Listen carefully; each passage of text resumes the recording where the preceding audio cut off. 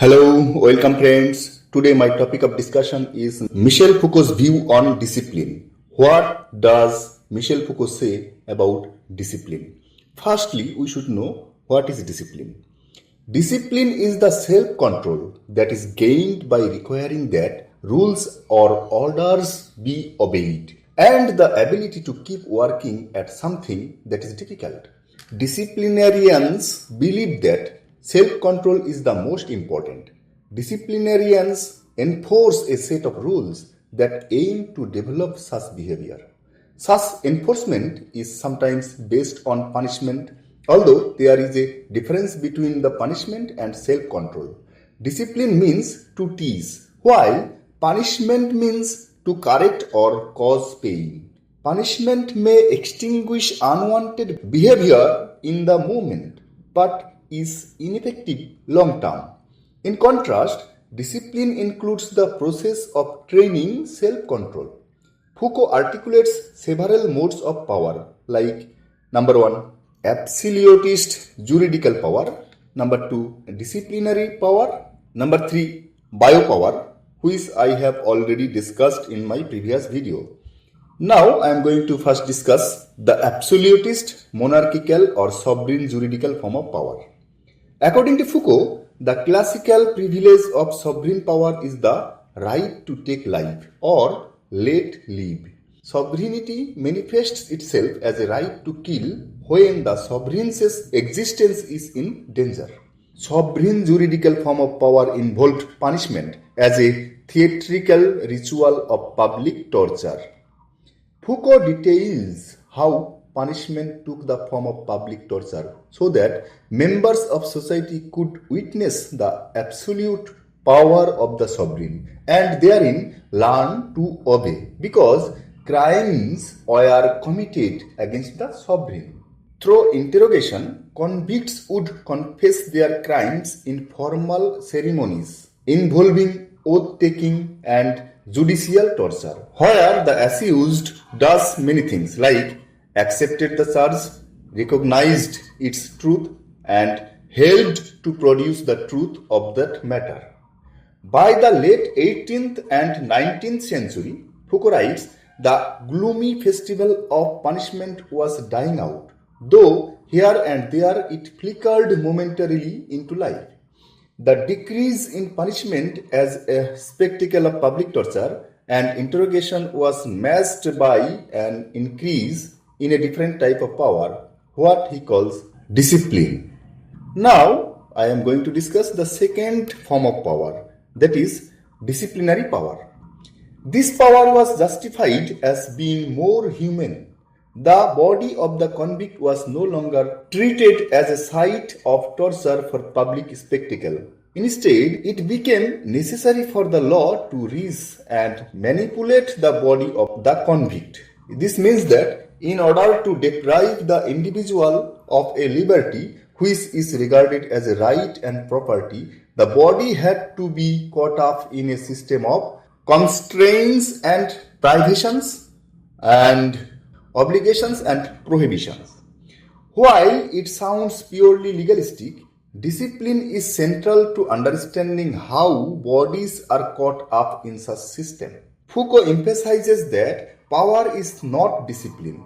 Rather, discipline is simply one way in which power can be exercised. He also uses the term disciplinary society, discussing its history and the origins and disciplinary institutions such as prisons, hospitals, asylums, schools, and army barracks. Foucault himself specifies that when he speaks of a disciplinary society, he does not mean a disciplined society. Foucault argues that discipline is a mechanism of power that regulates the thought and behavior of social actors through subtle means. Discipline is a mechanism of power which regulates the behavior of individuals in the social body. In contrast to the brute sovereign power exercised by monarchs or lords, discipline works by regulating and organizing many things like organizing space, organizing time, organizing people's everyday activity and behavior.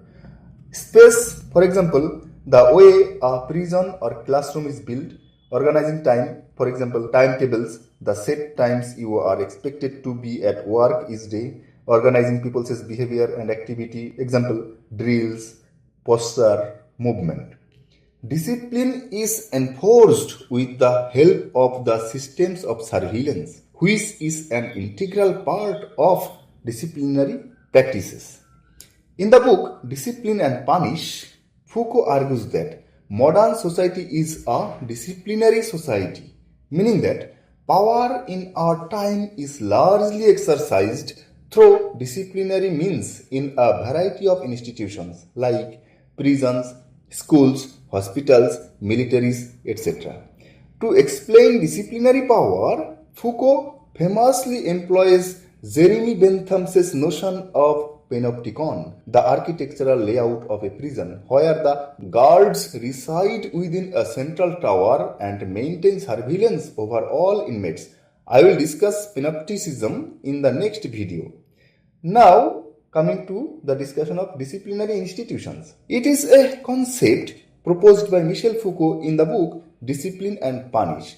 Foucault calls the various places where various forms of repression take place. Those places are called disciplinary institutions. Michel Foucault defines disciplinary institutions as places where people are made useful and obedient through the repression of any deviation from the norm. Foucault argues that in medieval times, repression was focused on punishing one particular crime after it had been committed. The punishment was often bloody and spectacular and symbolically linked to the original crime, for example, cutting the hand of a thief. The tortures were staged and spectacular public displays in order to demonstrate the almighty power of the king and keep the people subdued. From the Renaissance onwards, the state turned to another strategy of moving repression inside closed walls, thus giving its power a menacing aura of secrecy. This new strategy had the additional advantage of removing the risk of the people taking the side of the condemned person during a public torture. As repression was moved inside closed walls, the forms it took were diversified. School, prison, barracks, or the hospital are examples of historical disciplinary institutions, all created in their modern form in the 19th century with the Industrial Revolution. Gilles Deleuze explains that discipline cannot be identified with any one institution or apparatus because it is a type of power, a technology that traverses every kind of apparatuses or institution, linking them, prolonging them, and making them converge and function in a new way. Disciplinary institutions include prison, where the goal of punishing an already committed crime carries on. These institutions also include places where people are sent before they have ever committed any wrongdoing, such as schools, mental asylums, or military training places. People are sent there preventively in order to nip in the bud any temptation to detach from the behavioral norms dictated by the state. Friends, thank you very much. Hope to see you in the next video. In the next video, I will discuss panopticism.